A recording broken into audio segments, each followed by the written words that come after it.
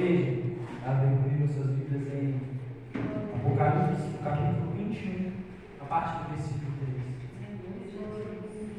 Antes de nós lermos, gostaria de convidar as nossas crianças a virem aqui à frente, convidar a nossa pastora Roseli para que ela possa estar orando junto conosco. Glória a Deus.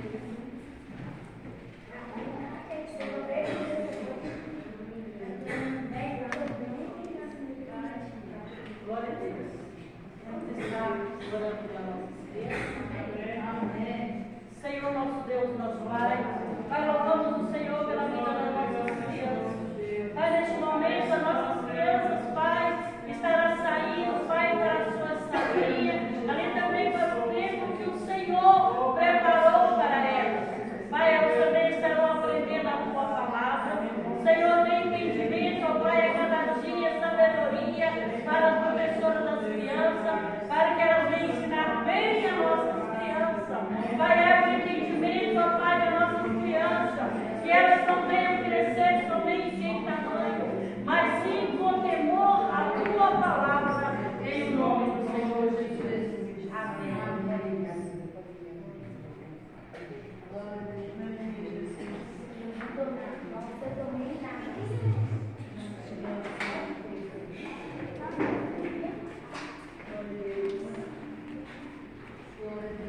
Amém. Amém?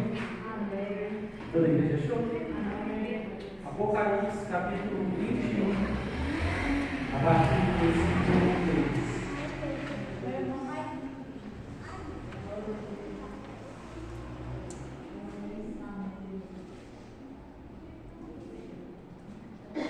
Amém? Toda a igreja achou? Amém. Apocalipse, capítulo 21, a partir do versículo 3. Ouvi uma voz forte que vinha do trono, a qual disse: agora a morada de Deus está entre os seres humanos. Deus vai morar com eles, e eles serão o povo dele. O próprio Deus estará com eles, e será o Deus deles. Ele enxugará dos olhos dele todas as lágrimas. Não haverá mais morte, nem tristeza, nem choro, nem dor. As coisas velhas já se passaram. Aquele que estava sentado no trono disse: agora faço nova todas as coisas. Amém? Amém. Eu confesso que quando a palavra do nosso Senhor fala sobre a eternidade, eu fico bastante fascinado e sou muito interessado por essa parte. Porque o nosso Senhor, Ele, desde o início da humanidade, Ele sempre deu ao ser humano o direito de escolha, o direito de tomar as suas próprias decisões. Lá no Jardim do Éden, quando o nosso Senhor, Ele termina de fazer o homem, termina de colocar a mulher, Ele já dá ao homem o seu direito de fazer a sua escolha. Ele olha para o homem e para a mulher no Jardim do Éden e diz: olha, vocês podem comer de todo o fruto que tem nesse jardim. Tudo aqui foi feito para você, a terra é para você dominar, os animais é para você dominar, que você cresça, que você multiplique. Mas nesse jardim tem uma árvore que você não deve comer esse fruto. Porque se você comer esse fruto, certamente você morrerá. Sempre, igreja, o nosso Deus, Ele deu à humanidade o direito de escolha, de tomar as suas próprias decisões. Mas Deus sempre alertou que se o homem tomasse as suas decisões, usasse do seu livre-arbítrio para desobedecer à vontade do Senhor, o ser humano ele caminharia uma estrada direta para a morte. Quando nosso Senhor ele disse para Adão e Eva no jardim que se eles comessem daqueles frutos eles morreriam, o nosso Senhor, a igreja, ele não mentiu.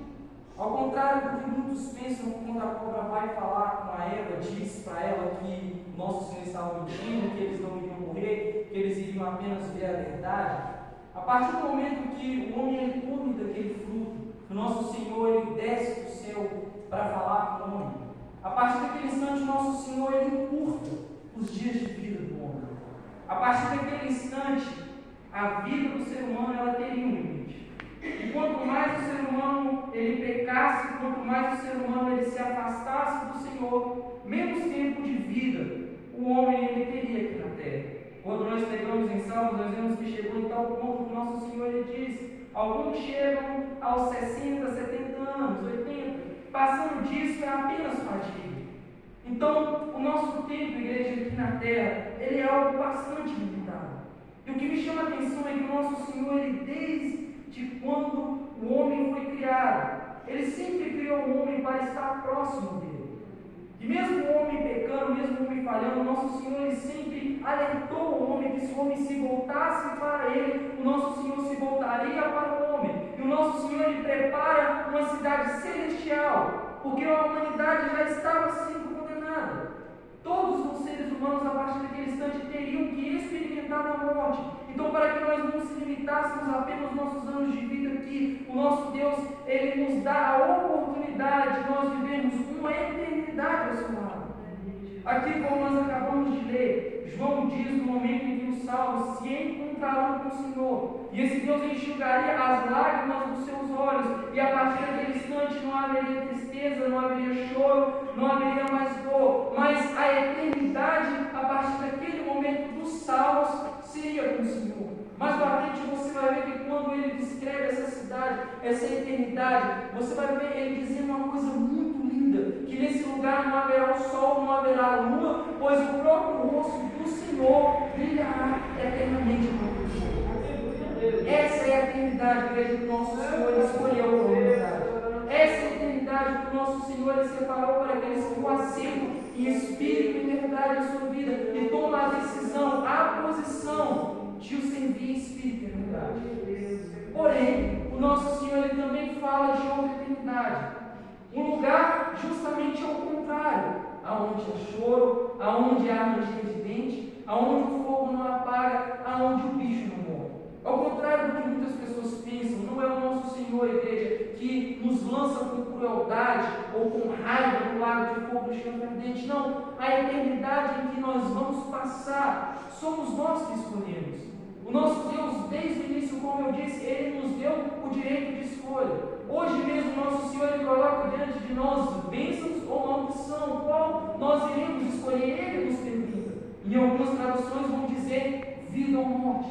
O nosso Senhor, igreja, ele sempre nos dá o direito de escolha. O problema é que hoje a forma como nós vivemos, igreja, é como se nós não tivéssemos uma eternidade para nós morarmos. Queremos morar nesse lugar maravilhoso. Queremos chegar nesse dia que o Senhor enxugará as nossas lágrimas, que todos os nossos cansaços, toda a nossa dor, toda a nossa tristeza será esquecida e coisas novas serão acrescentadas em nossas vidas, onde nós não sofreremos mais, onde não sentiremos mais a morte, mas viveremos eternamente a nossa vida com o Senhor. Todos nós desejamos isso. Mas, igreja, chegar nesse ponto, chegar nesse momento ao qual o Senhor enxugará as lágrimas dos nossos olhos, não vai ser uma trajetória fácil, não vai ser um caminho fácil. Ao contrário do que muitos dizem, pregam por aí afora, não é só você viver a sua vida aqui de qualquer maneira, sendo uma pessoa boazinha que quando chegar lá, o nosso Deus ele vai te receber de braços abertos, não. Quantas pessoas adoram até o próprio querubim caído, o adversário da nossa alma, mas são pessoas boas, que fazem boas obras, que fazem caridade. Então, para ser, igreja, um verdadeiro servo do Senhor, para chegar ao ponto de que quando o Senhor ele te chamar para se apresentar diante dele, que pode ser a qualquer momento, que a palavra do nosso Senhor ele próprio nos alerta, louco talvez nessa mesma noite você tenha que se apresentar para o Senhor. Nós temos que estar ligados com esse Deus. Nós temos que estar unidos com esse Deus em espírito e verdade. Em nós não pode haver a velha criatura, o velho homem que nos força, que nos faz crescer em nós um desejo de seguir as vontades da nossa carne, as vontades do nosso querer. Mas dentro de nós, em nosso coração, tem que habitar o Espírito Santo do Senhor. Nós temos que ser lavados pelo sangue do Senhor que deu a vida por nós ali no madeiro. Nós temos que ser selados no seu Espírito. E todos os dias nós devemos buscar intimidade com o Senhor. Nós devemos nos preparar para esse dia. Porque, como eu disse, os resultados de todas as decisões que nós tomamos aqui, das escolhas que nós fazemos, da forma como nós vivemos, que dirá aonde nós iremos passar a eternidade. Igreja, comece a analisar as Escrituras Sagradas. Começa a olhar o que a palavra do nosso Senhor ela nos ensina, os exemplos que o nosso Senhor ele nos deixa. Olha o que o nosso Senhor ele nos diz no versículo 4. Ele enxugará os olhos deles de todas as lágrimas. Não haverá mais morte, nem tristeza, nem choro, nem dor. As coisas velhas se passaram. Todas as fadigas, igreja, desse mundo que nos assolam todos os dias, a preocupação que nós temos de levantar pela manhã para correr no nosso sustento, as preocupações que nós temos de conquistar as coisas desse mundo, todas as tristezas, a humilhação, todas essas coisas ficarão para trás.